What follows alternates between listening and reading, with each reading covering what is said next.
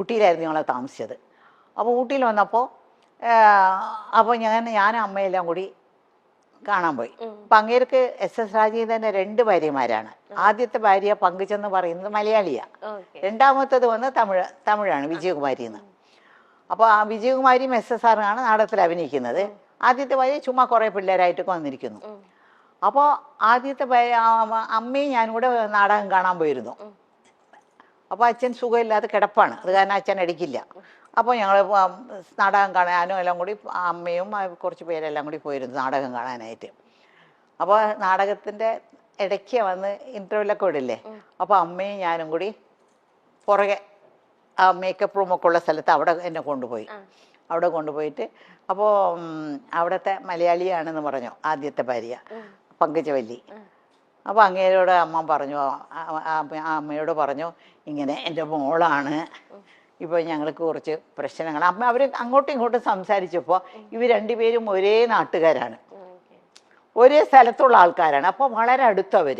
അപ്പോൾ അമ്മ പറഞ്ഞു, ഞങ്ങൾക്ക് പ്രശ്നങ്ങളാണ്, ഈ കൊച്ചേ ഉള്ളോ, ഇതിനെ അഭിനയിക്കാൻ വിടുന്നുണ്ട് എനിക്ക് എന്നൊക്കെ പറഞ്ഞു. അപ്പോൾ വീട്ടിലൊക്കെ ഞാൻ ചുമ്മാ ഒക്കെ ഇങ്ങനെ പാട്ടൊക്കെ പാടി ഡാൻസൊക്കെ ചുമ്മാ അതൊക്കെ ചെയ്യും, ഈ റേഡിയോയിലുള്ളത് കൊണ്ടല്ല. അപ്പോൾ അമ്മേൻ്റെ വിചാരം എനിക്ക് ഭയങ്കര ഇഷ്ടമെന്നാ. അപ്പോൾ അങ്ങനെ അവർ പറഞ്ഞു, അങ്ങനെയാണോ, അങ്ങനെയാണെങ്കിൽ ഞങ്ങൾ പോയിട്ട് ഞങ്ങൾ ഇങ്ങനെ അത് അവിടത്തേക്ക് വരാനായിട്ട്, ചെന്നൈയിലോട്ട് വരാനായിട്ട് പറയാമെന്ന് പറഞ്ഞിട്ട് അയച്ചിരുന്നു. അപ്പോൾ അവർ നാടകമെല്ലാം കഴിഞ്ഞിട്ട് പോയി.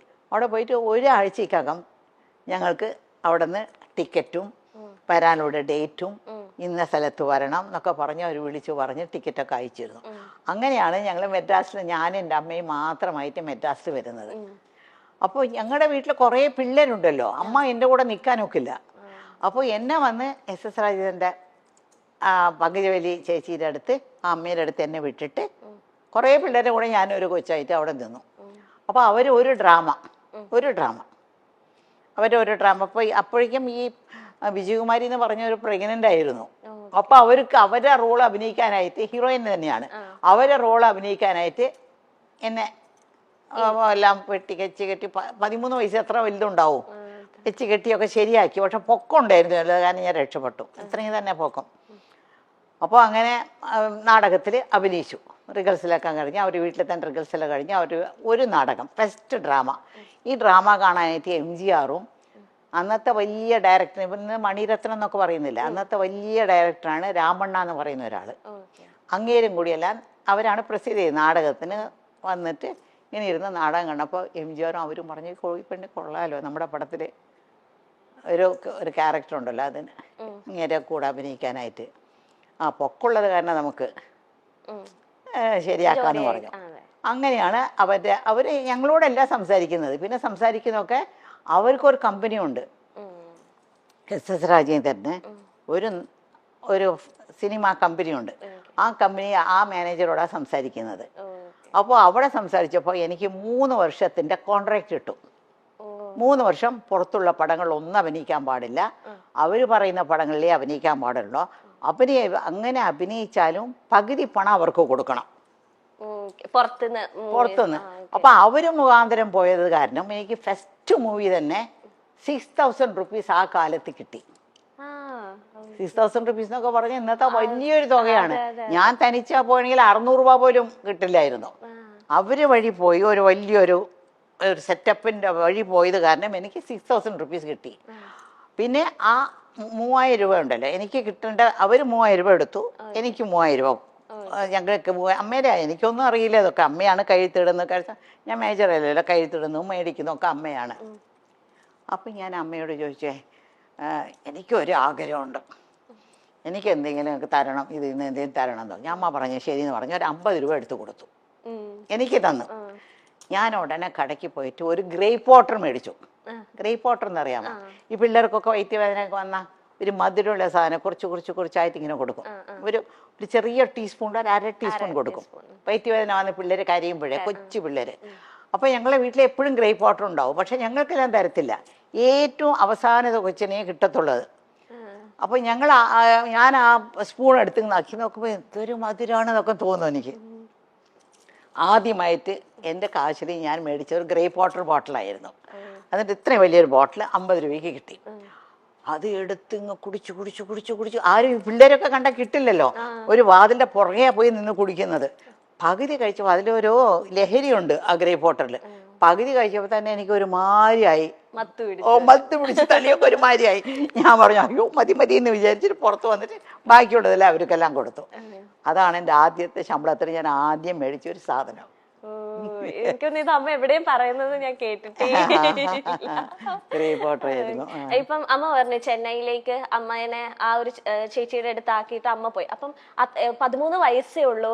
അപ്പം അമ്മയ്ക്ക് ഇങ്ങനെ ഒറ്റപ്പെടൽ ഇങ്ങനെ അനുഭവിച്ചു? ഒരു പുതിയ സ്ഥലം ഒറ്റപ്പെടൽ അനുഭവിച്ചില്ല. കാരണം ഞാൻ പോയി താമസിക്കുന്നത് പങ്കുചക്കാര വീട്ടില്. അവിടെ അവർക്കും കുറേ പിള്ളേരുണ്ട്. ഇന്ന് വരെയ്ക്കും അവരൊക്കെ എൻ്റെ ഭയങ്കര ക്ലോസ് ആണ് അവരെല്ലാം. അവർ 4 ആമക്കളും ഒരു പെണ്ണും. പിന്നെ അവരുടെ ഫാമിലിയിൽ ഒരു ചാക്ക് അരി എന്ന് പറഞ്ഞാൽ അന്നൊക്കെ 100 കിലോ ആണ്. ആ ഒരു ചാക്ക് അരിയാണ് അവർ വീട്ടിൽ ദിവസം ഉണ്ടാക്കുന്നത്. അത്രയും പേര് അവരുടെ വീട്ടിലൊന്ന് ഊണ് കഴിക്കും. ആര് വന്നാലും പോയാലും അവർ വീട്ടിലും ഉണ്ടാവും. MGR പറഞ്ഞ് കേട്ടിട്ടില്ലേ, MGR വീട്ടിൽ ആര് പോയാലും ഊണ് കഴിച്ചിട്ടേ വിടുള്ളൂ. അതുപോലെ SS രാജേന്ദ്രൻ്റെ വീട്ടിൽ ആര് പോയാലും അവർ ഊണ് കഴിച്ചിട്ടേ പോകാവൂ. ഒരു ചാക്കരി. അപ്പൊ എത്ര പേരുണ്ടാവണം. അത് കാരണം ഒറ്റപ്പെടലേ ഇല്ല എനിക്ക്. കളിച്ചും ചിരിച്ചും ചിരിച്ചൊക്കെ അങ്ങനെ നടക്കും. അതിനിടയ്ക്കാണ് ഈ പാസം പടത്തിന് പോയി. അങ്ങനെ പോയപ്പോൾ പിന്നെ അപ്പോഴാണ് പാസത്തിൻ്റെ ഇത് ആദ്യത്തെ ദിവസം ആ നാടകത്തിലൊന്ന് ആലോചിച്ച് നോക്ക്. ആദ്യത്തെ നാടകത്തിൽ തന്നെ എനിക്ക് MGRന്റെ പടം കിട്ടി. അപ്പോൾ MGR ഷൂട്ടിംഗ് ആണ്. വാഹിനി വിജയ എന്ന് പറഞ്ഞ വലിയ സ്റ്റുഡിയോ ഉണ്ട് അവിടെ ആ സ്റ്റുഡിയോയിലാണ് ഷൂട്ടിംഗ് നടക്കുന്നത്. അപ്പോൾ ഷൂട്ടിംഗ് നടക്കുമ്പോൾ ഞാൻ ആദ്യത്തെ ഷൂട്ടിംഗ് തന്നെ ഞാൻ വന്ന് വിളമ്പും, ചോറിങ്ങനെ വിളമ്പും. അതിന് കാര്യം മറന്നുപോയി. അതായത് ആ ആദ്യത്തെ ഷൂട്ടിങ്ങിൽ തന്നെ അത് 2 ഭാഷയിലെടുക്കുന്നത്, തെലുങ്കിലും തമിഴിലും. ഇപ്പോൾ ഒക്കെ ഒരു പടം ഇപ്പോൾ മണിച്ചിത്രത്താഴ് എടുത്തുകൂടെ നല്ലതുപോലെ ഓടിയ പിന്നെയാണ് അവിടെ മുത്തു എന്ന് പറഞ്ഞെടുത്തത്. അത് വേറെ ദിവസം നല്ല ഓടിയ. അത് അന്നത്തെ അങ്ങനെയല്ല. NTR എന്ന് പറഞ്ഞാൽ അവിടുത്തെ ഏറ്റവും വലിയ തെലുങ്കിലെ ഹീറോ ആണ്. MGR ഇവിടെ തമിഴ്നാട്ടിലെ വലിയ ഹീറോ ആണ്. NTRന്റെ പേരായിട്ട് ശാരദ, നമ്മുടെ ശാരദയില്ലേ, ആ ശാരദയും ഞാൻ MGRന്റെ പേരായിട്ട്. ഇപ്പോൾ ആദ്യം ഒരു ഷോട്ട് ഞാൻ അഭിനയിച്ച് പോയിട്ട് കഴിഞ്ഞ പിന്നെ ഞാനും MGR വന്നിരിക്കും. ആ ലൈറ്റപ്പ് ഇങ്ങനെ 2 പേരും, ആ ലൈറ്റപ്പിൽ തന്നെ അവർ 2 പേരും അഭിനയിക്കും. വേറെ ലൈറ്റപ്പോ വേറെ ദിവസമോ വേറെ സെറ്റല്ല, ആ സെയിം സെറ്റ് സെയിം ലൈറ്റപ്പിൽ ഓരോ ഷോട്ട് അങ്ങനെ എടുത്തോണ്ടിരുന്നത്. എൻ്റെ ആദ്യത്തെ ഷോട്ട് എന്ന് വെച്ചാൽ MGRക്ക് ഞാൻ ചോറിങ്ങനെ വിളമ്പി ഉണ്ടെങ്കിൽ അങ്ങേരെ ഒരു ചോറെടുത്ത് എൻ്റെ വായിൽ ഇങ്ങനെ വെച്ച് കൊടുക്കും. ഫസ്റ്റ് ഷോട്ട് അതാണ്, എൻ്റെ ജീവിതത്തിലെ ആദ്യത്തെ ഷോട്ടാണത്. അപ്പോൾ അത് അടുത്ത സെറ്റില് ഭാസ്കര മാസ്റ്റർ ഭാഗ്യജാതകം ഒരു പടം തുടങ്ങി. അപ്പോൾ സത്യ സാറുണ്ട് അവിടെ. അപ്പോൾ ഭാസ്കര മാസ്റ്റർ സത്യ സാറുടെ അടുത്ത സെറ്റിൽ ഒരു മലയാളി പെണ്ണ് അഭിനയിക്കുന്നുണ്ടെന്ന് പറഞ്ഞു. അതിന് തമിഴ് വരാതെ ഒരുപാട് പാടുപെടുന്നുണ്ട്. പക്ഷെ അങ്ങനെ പഠിപ്പിച്ചാണ് എടുത്തുകൊണ്ടിരിക്കുന്നത്. ആദ്യത്തെ ദിവസം അവർ 2 പേരും എൻ്റെ ഷൂട്ടിങ് കാണാൻ വന്നിട്ട് അവർക്ക് ഇഷ്ടപ്പെട്ടിട്ട് അവിടെ തന്നെ അമ്മയുണ്ടല്ലോ അവിടെ സംസാരിക്കാൻ, അമ്മയോട് സംസാരിച്ചിട്ട് ഇവിടെ ഒരു 5-6 ദിവസം ഷൂട്ടിംഗ് ഉണ്ടായിരുന്നു. ആ ഷൂട്ടിംഗ് കഴിഞ്ഞുകൊണ്ട് നേരെ ഞാൻ ഭാഗ്യജാതകം അഭിനയിക്കാൻ വന്നു. ഇത് ആദ്യം തുടങ്ങിയാലും റിലീസായത് ആദ്യം ഭാഗ്യജാതകമായിരുന്നു. ആക്ട് ചെയ്തത് തമിഴാണെങ്കിലും അതായിരുന്നു.